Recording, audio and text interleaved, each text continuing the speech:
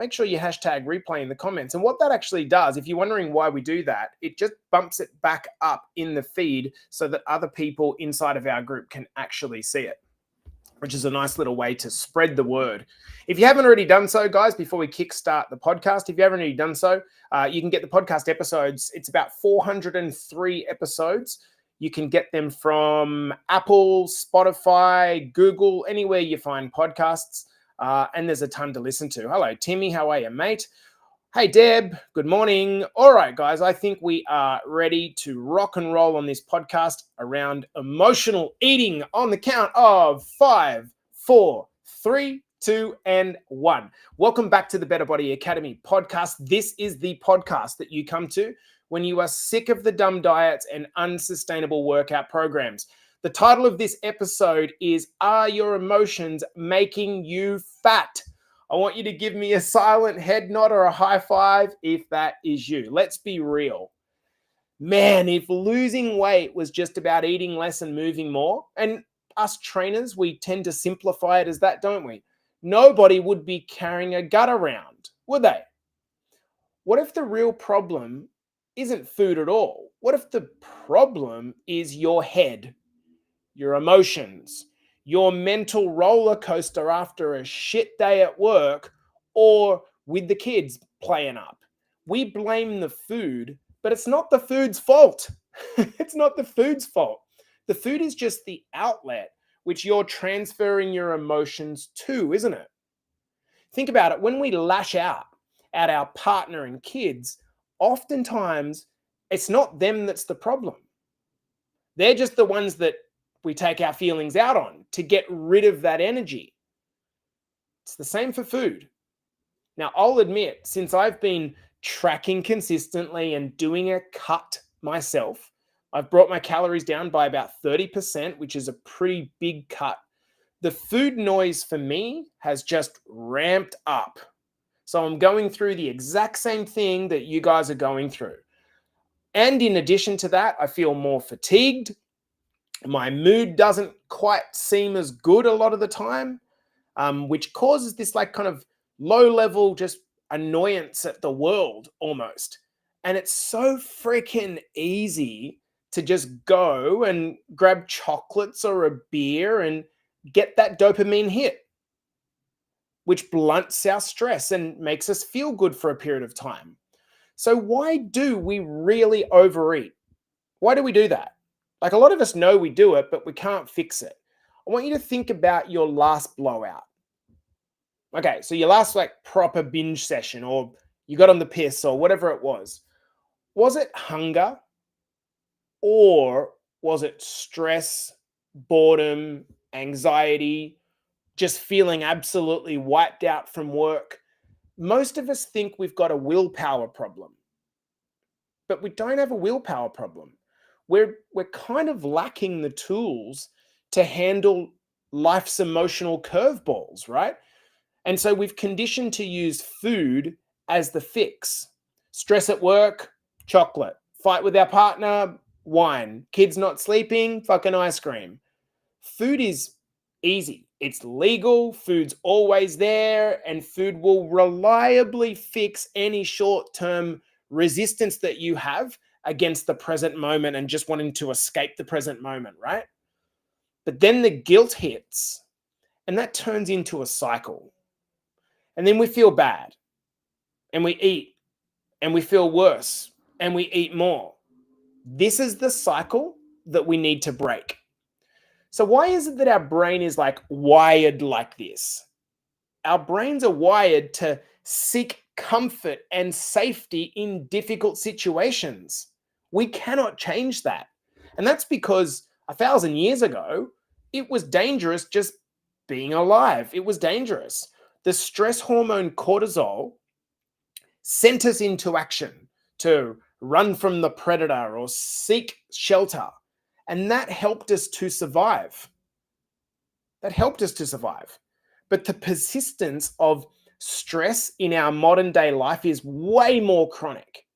Think about your life. Like, think about your life. Just listen to as you're listening to this, think about your life for the moment. My bet is that there's always this kind of low level of stress that's there in the background. This certainly is for me, whether it's coming from your work, society's expectations of what you should look like, your kids wanting the newest, fanciest toy, maybe, financial stuff, having to run them around to sports on the weekends. The list goes on. And so busy parents, like the people that listen to this podcast, are awash of cortisol. And food gives us that dopamine hit, that little short-term escape, that little rush of feel-good chemicals when we're fucking bent out of shape. Now, whilst it's not your fault, that's the society we live in, it is your responsibility to understand this and try to work out how we can actually fix it. Ignoring the fact that you're eating your emotions and hoping that today I'm just going to magically wake up and feel motivated to not eat is like, that's useless. That's just not going to happen. You will emotionally eat unless you come up with another way around this, right? Would you agree? Think about it. If you just woke up this morning, you might be listening to this podcast. A lot of the Aussies, for example, 6:30 your time, and you're waking up and maybe a few of you feel super motivated, but probably not. And so if the first thing you do to kind of get on top of that emotion, the background stress, is to eat as a comfort and it's not great food, that almost becomes this prison. So where does this come from? Like, why do we do this? Aside from the innate survival mechanism in the brain, I want you to think back to your childhood. Think back to your childhood. Did your parents reward you with food or use it to cheer you up? So if your mum constantly gave you ice cream to shut you up, it's no wonder you reach for snacks when life gets hard as an adult. It's how you learn to cope. Would you agree? It's how you learn to cope. So these patterns that you're operating by, these are deep. If you always got a treat for being good and brave, you're probably still rewarding yourself as an adult. You're not broken, you're a human. What we've got to be able to do is try to rewrite that script. So how do you know if you are an emotional eater? A lot of times, because you can't fix a problem that you haven't recognized as an issue in the first place. Maybe here are some signs. You eat even when you're full, just for the comfort of it. Maybe you're munching in secret. I talked to one of my mentors on a podcast a couple of episodes ago, and she said that when she was 750 pounds, she was hiding everything from her husband and then coming home and actually not eating that much at all because she was hiding it from her husband and eating away from him, hiding it from your kids. Maybe you're annoyed at yourself because you've eaten. Before you even finish eating, you're still annoyed, but you still can't stop. And food almost feels like this kind of reward or your stress relief, your mate at 10 p.m. when you finally get the fucking kids to sleep. Recognizing this is the first step. Because just talking about calories is great, but if we can't solve the root cause, nothing is going to change. Why is willpower alone won't work? Well, after a hard day of work, you're probably going to get tantrums, traffic, you're going to open bills that you don't want to open. You're not going to have any willpower left at the end of the day. It's not going to be there because you've exhausted it all dealing with your day. So the idea of just like, you got to try harder, that's not going to work. It's getting underneath the emotion, not fucking trying to bulldoze the emotion and pretend it doesn't exist. So instead of another Monday pep talk or a Wednesday or Thursday pep talk as we are live here, you need real strategies. You don't need more willpower. You need some actual strategies. So let's get some practical fixes and kind of talk about how we turn this emotional eating on its head. So firstly, what we need to do is we need to identify what is the trigger. What is the trigger for you? You've got to catch yourself in the act and shine a light on it. So Are you stressed? Are you anxious? Are you lonely, bored, tired? Label it before you eat it. Label it before you eat it. Now, there's a lot of, particularly guys, I think, that are going to listen to this podcast and they're going to be like, ugh, this is like pussy stuff. And yet, some of the worst emotional eaters that I know are men. That's not being critical, it's being observant. They say things like, I'm not stressed. Then they drink 10 beers every night. Dude, why are you drinking 10 beers? You're numbing your stress. So you've got to get good at labeling it first. I get stressed, definitely. I also get almost like bored.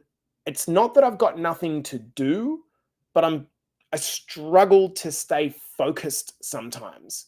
And so I'll just eat or drink something just to do something different to the boring work that I'm currently in. You need to work out before you go and snack. Say out aloud if you actually need to, what am I feeling?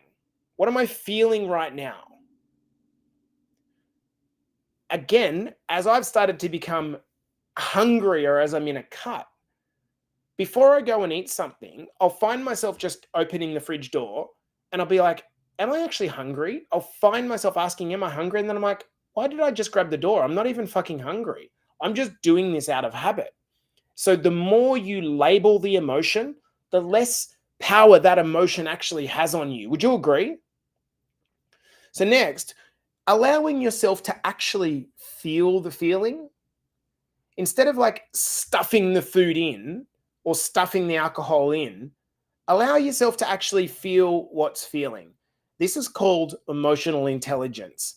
Again, a lot of the guys are going to be like, oh, that's pussy. Oh, I don't feel. No, you do. You just keep covering it up with a blanket. This is what we need to do. We need to just, when we're feeling either depressed or bored or anxious or whatever the feeling is, actually just sitting with the feeling, taking 2 minutes, asking like, why am I feeling like this? Why am I frustrated? Does it feel like I'm out of control? Am I just tired? I'm not hungry. I need to go to sleep. Like, what is it that you're actually feeling? Feeling your feelings makes it easier to choose something different. Now, if you take one thing out of this podcast, this nugget has been something that I have seen in the most successful people. I believe that there is a 10-second moment that precedes that comes before every decision you make. A 10-second moment where you have a decision. Do I take the red pill or the blue pill? And that's how you change your life. Let's just pretend you're 50 kilos overweight. Before you eat next time a shitty food, there's a 10-second moment that you make a decision before you eat that shitty food. Let's say you're destroying your life with alcohol. You're doing it one beer at a time. And there is a 10-second moment before you drink that beer that you have the ability to pause, ask yourself what you're feeling, and make a different decision. Let's talk about how to change your state. So a lot of people just go to the fridge and just start rummaging, right? But what if the moment you found yourself in front of the fridge and you caught yourself in the act, you just went instead, walked outside and walked around the block? Or you did 10 push-ups. Here's what happens. Movement kills the emotional urge. That's a big point. Movement kills the emotional urge. Even 1 minute of exercise, like a tiny little interruption of the pattern, can flip your brain chemistry and break the loop. I want you to think of emotional eating like an addiction, which is it's tying an emotion to this habit that you do all the time, and it's there and it's like it's fixed and we can't break it. So how do you break it? By breaking one moment at a time. So if you're a busy parent and you're about to go bananas with the same habit, or you're about to eat, take the kids out for a walk, play with a dog, go for anything to break the cycle. Now, in breaking the cycle, what you can also do is start to look at replacement habits. What are the things that you could do instead? As an example, I know that Coach Carly, what she says that she does is when she feels like she's emotionally eating or when she was emotionally drinking, she would go and just brush her teeth. And she'd never feel like a beer after she brushed her teeth. So fucking simple, right? So what is it that you do or could do? Have a shower, call a support friend, journal for 5 minutes, listen to some music, go to the gym. It's summer here in Canada. I could jump in my pool, brush your teeth. There's different ways that you can break the cycle, the pattern. It's with breaking it once. The more consistently you interrupt the pattern, the quicker your brain rewires. It's going to take probably 2 to 3 to 4 weeks. But if you can break that and you can understand that not every time that you feel hungry needs to be fed, or feel bored and needs to be fed, or feel emotion and needs to be fed, we look at hunger as a problem that needs a solution. Listen up to this, guys. I want you to kind of get your head around this one. We look at hunger as a problem that needs a solution. But if you're not actually hungry, physically hungry, you're bored, tired, exhausted, stressed, emotional, you're not hungry. If you're not hungry, then it's not actually a problem. So it doesn't actually need a solution. So when you think you're hungry and you can go pause, that 10-second moment that I talked about, and you can say, no, I'm not actually hungry. I'm fucking stressed. And you sit with it for 2 minutes and then you go, you know what? This doesn't need a solution. This is just okay to exist for a minute. Let's be real. Let's talk about our home environment. If your house is full of crisps, chocolates, soft drink, what are you going to do? You're going to eat chips, chocolate, and soft drink. If I was a crack addict and I didn't want to use crack anymore, the first thing that I would do is get rid of the baggie that's in my pocket. Make it hard to binge. Don't keep trigger foods in your house, or at least make it an absolute pain in the ass to get them. Maybe it means putting them on a fucking cupboard that's up high on a ladder that you can't get them. Have substitute foods like protein bars that are half the calories, double the protein, easy snacks on hand. The easier you make the good choices, the more often you'll actually do them.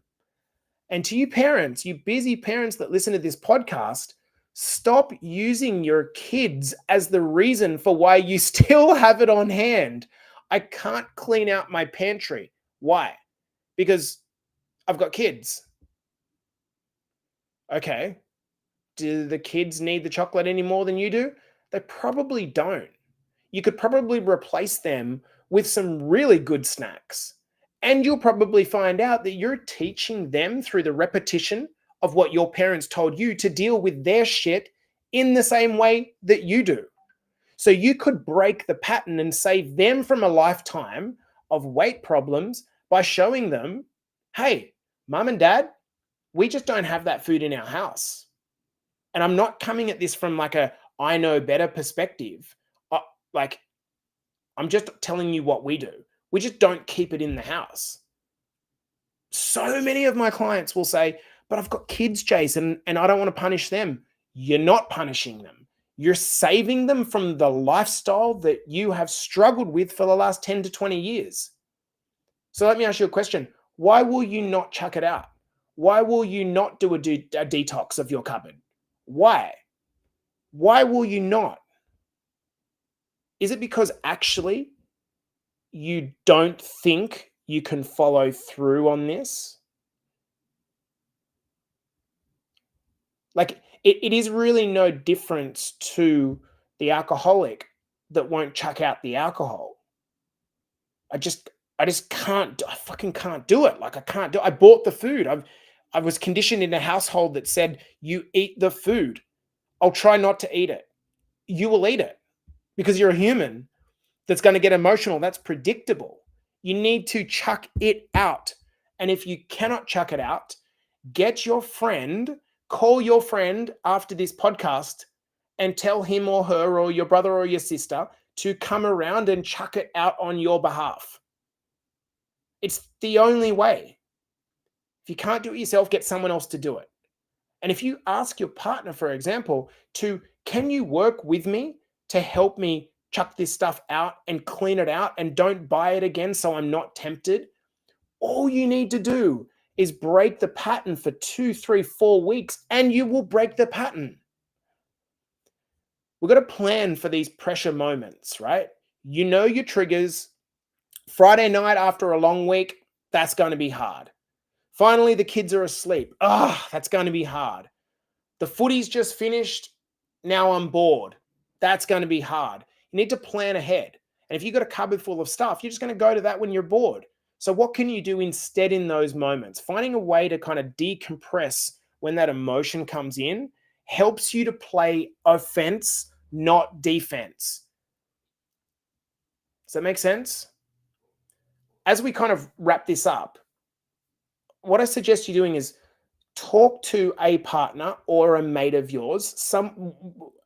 I'm trying to cut down on stress eating. Hold me to it. And this is where, if you're in Better Body Academy, you should absolutely use the group to endorse the good behaviors that you're doing by putting up a post.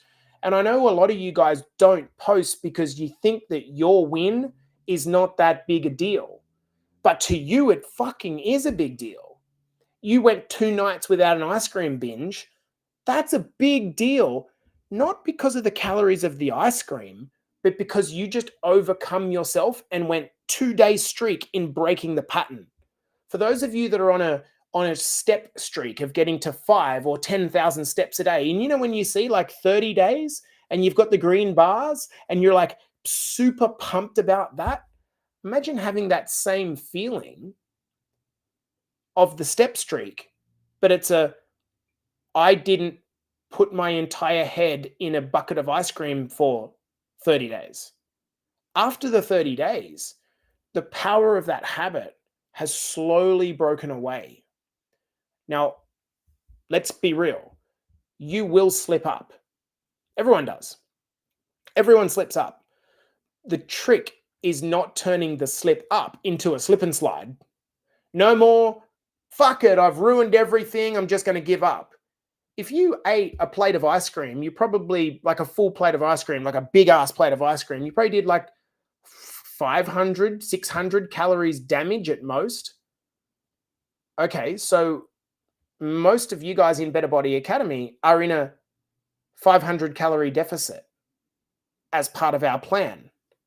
So if you accidentally overate your deficit target by 500 or 600 calories, that means that you ate at maintenance for a day.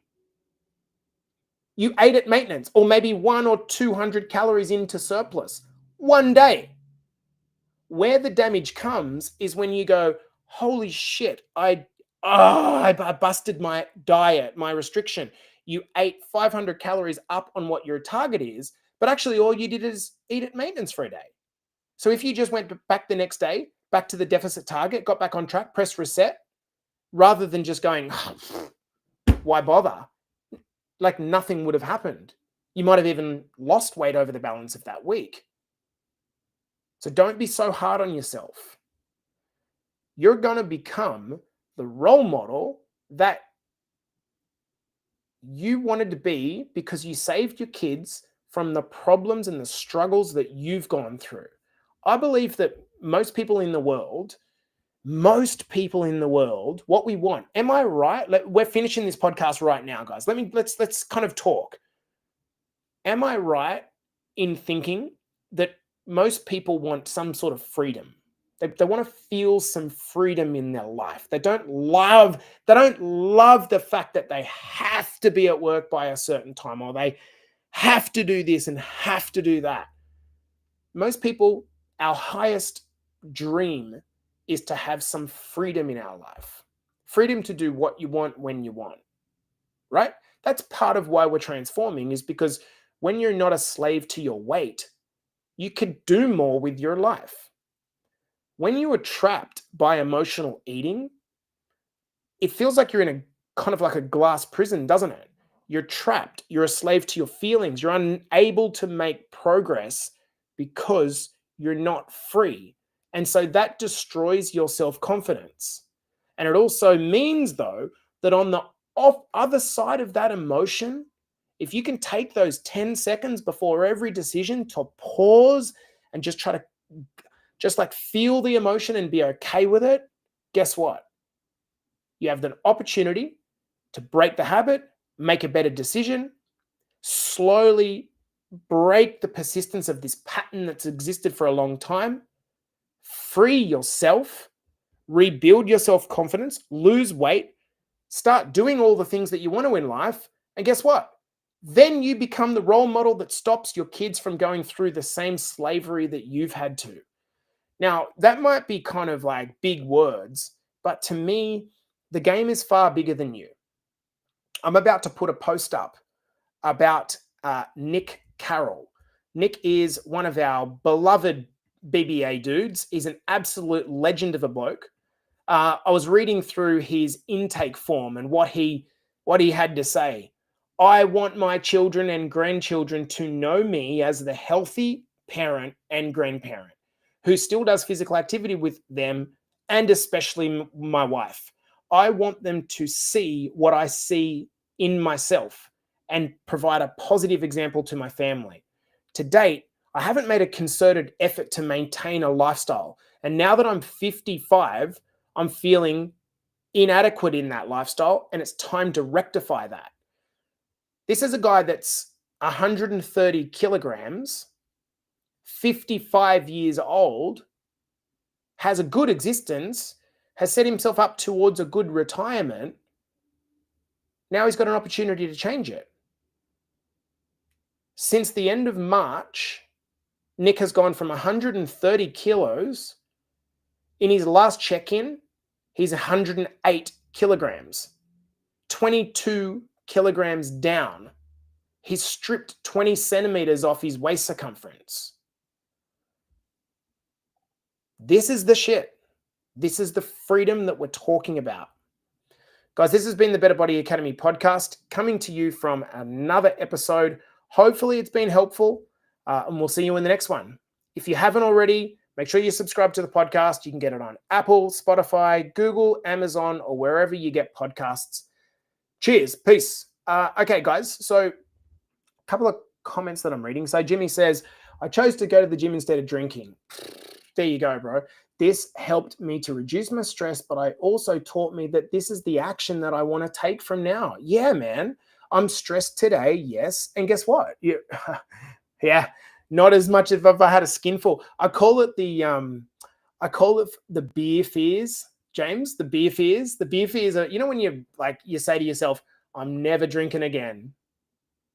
Like the next day, and you're like, oh, you're just feeling fucking horrible. But then somehow you find yourself drunk the next afternoon. That used to be me.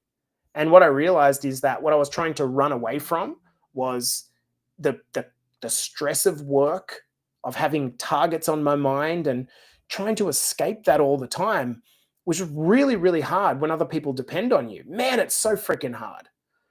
So, dude, well done. And just understand, mate, that on the days that you do slide, it's okay. That's meant to happen. Let me read a couple of comments in here, guys. Christy says, the dopamine hit at the beginning of starting these bad habits is something the brain continues to crave. Yes, it does, Christy, but at the same account, you can break with that over time. At the moment, it's a strong neuro-emotional connection, meaning the brain connection to the emotion is tough to break, but you can break it. And it's just going to take time and repetition. And the more you break it, the better you'll be. One final point, Christy. I don't know how the hell you are in our men's group, but I'm going to have to boot you out of there. How did you get in here? Mickey says, that's good wording around the mindset, Jace, is the big thing. Yeah, Mick, you're an absolute legend, brother. Good morning to all my boys as well. My daughter Chris says, is a big snacker. At the same time, she's an extremely plain eater. Yep. It's really difficult, I think, for like being fair. I think it's really difficult, Chris, if you've come to your fitness journey over the last, year, trying to correct things once they've already got to sort of 7, 8, 9, 10 is so much harder than, for example, what my kids have grown up in, because I've had this fitness mindset for a long time. They don't know anything else. So it's definitely a tough thing, but I also think modeling is just so bloody important. All right, over to our girls group. Good morning, everyone. Thank you for coming into the podcast. Hopefully it's been helpful, and there's a lot of women listening on. Melissa Jennings says, great point. We're probably eating much worse before. Yeah, 100%. And Joe says, I love these talks. This was really helpful, and thanks for your passion, Vic. Well, when I've got girls and guys like you guys, it's a big thing, and all we want to do is help. Look, my experience in life, and we'll finish off on this point, is that it's not usually just one thing.